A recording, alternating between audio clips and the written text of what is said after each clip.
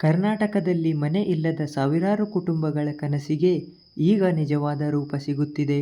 ಹೌದು ವೀಕ್ಷಕರೇ, ಪ್ರಧಾನಮಂತ್ರಿ ಆವಾಸ್ ಯೋಜನೆಯಡಿಯಲ್ಲಿ ನಿರ್ಮಾಣಗೊಂಡಿರುವ 42,345 ಮನೆಗಳನ್ನು ಒಂದೇ ದಿನ ಫಲಾನುಭವಿಗಳಿಗೆ ಹಸ್ತಾಂತರಿಸಲು ಸರ್ಕಾರ ಸಜ್ಜಾಗಿದೆ. ಈ ಐತಿಹಾಸಿಕ ವಿತರಣಾ ಕಾರ್ಯಕ್ರಮವು ಜನವರಿ 24, 2026ರಂದು ನಡೆಯಲಿದೆ.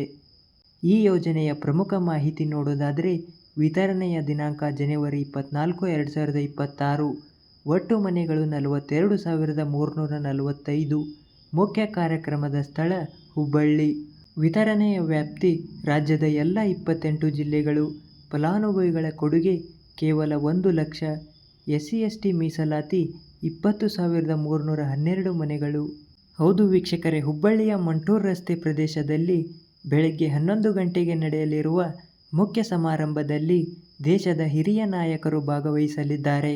ರಾಜ್ಯದ ಪ್ರಮುಖ ನಾಯಕರ ಸಂಕೇತವಾಗಿ ಫಲಾನುಭವಿಗಳಿಗೆ ಮನೆಗಳ ಕೀಲಿಗಳನ್ನು ಹಸ್ತಾಂತರಿಸಲಿದ್ದಾರೆ. ಇದೇ ವೇಳೆ 28 ಜಿಲ್ಲೆಗಳಲ್ಲೂ ಸಮಾನಾಂತರವಾಗಿ ಮನೆ ವಿತರಣೆ ನಡೆಯಲಿದೆ. ವಸತಿ ಸಚಿವರು ನೀಡಿರುವ ಮಾಹಿತಿಯಂತೆ ಇದು ಇದುವರೆಗೂ ನಡೆದ ಮನೆ ಹಂಚಿಕೆ ಕಾರ್ಯಕ್ರಮಗಳಲ್ಲಿ ಒಂದಾಗಿದೆ. ಹೌದು ವೀಕ್ಷಕರೇ, ಈ ಯೋಜನೆಯ ಅಡಿಯಲ್ಲಿ ನಿರ್ಮಿಸಲಾದ ಪ್ರತಿ ಮನೆಯ ಮಾರುಕಟ್ಟೆ ಮೌಲ್ಯ ಸುಮಾರು 7.50 ಲಕ್ಷ. ಆದರೆ ಸರ್ಕಾರದ ಭಾರೀ ಸಹಾಯದಿಂದ ಫಲಾನುಭವಿಗಳಿಗೆ ಕೇವಲ ಅಲ್ಪ ಮೊತ್ತವೇ ಪಾವತಿಸಲಾಗುತ್ತದೆ. ಕೇಂದ್ರ ಸರ್ಕಾರದ ಸಹಾಯಧನ 1.50 ಲಕ್ಷ, ರಾಜ್ಯ ಸರ್ಕಾರದ ಸಹಾಯಧನ 1.20 ಲಕ್ಷ.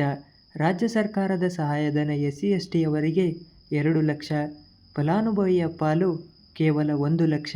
ಅದೇ ರೀತಿ ಸಾಮಾಜಿಕ ನ್ಯಾಯಕ್ಕೆ ಹೆಚ್ಚಿನ ಒತ್ತು ನೀಡಿರುವ ಸರ್ಕಾರ ಮನೆ ಹಂಚಿಕೆಯಲ್ಲಿ ಸಮತೋಲನ ಕಾಪಾಡಿದೆ.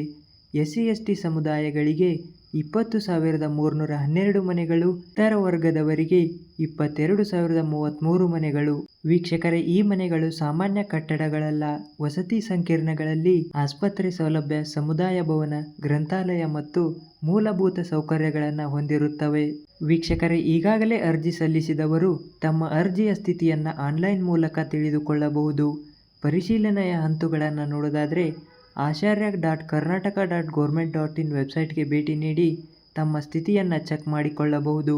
ವೀಕ್ಷಕರೇ, ನೀವೇನಾದರೂ ಹುಬ್ಬಳ್ಳಿ ಅಥವಾ ಸುತ್ತಮುತ್ತಲ ಪ್ರದೇಶಗಳಲ್ಲಿ ವಾಸಿಸುತ್ತಿದ್ದರೆ ಜನವರಿ 24ರಂದು ಮಂಟೂರ್ ರಸ್ತೆಯಲ್ಲಿ ನಡೆಯಲಿರುವ ಕಾರ್ಯಕ್ರಮಕ್ಕೆ ನೇರವಾಗಿ ಭೇಟಿ ನೀಡಿ ಮಾಹಿತಿಯನ್ನು ಪಡೆಯಬಹುದು. ಸರ್ಕಾರವು 2026ರಲ್ಲಿ ಇನ್ನೂ 30,000 ಮನೆಗಳನ್ನು ಹಂಚಿಕೆ ಮಾಡುವ ಯೋಜನೆ ಹೊಂದಿರುತ್ತದೆ. ವೀಕ್ಷಕರೇ, ನೀವೇನಾದರೂ ನಮ್ಮ ಚಾನಲನ್ನು ಮೊದಲನೇ ಬಾರಿಗೆ ನೋಡ್ತಾ ಇದ್ದರೆ ದಯವಿಟ್ಟು ನಮ್ಮ ಚಾನಲ್ಗೆ ಸಬ್ಸ್ಕ್ರೈಬ್ ಆಗಿ.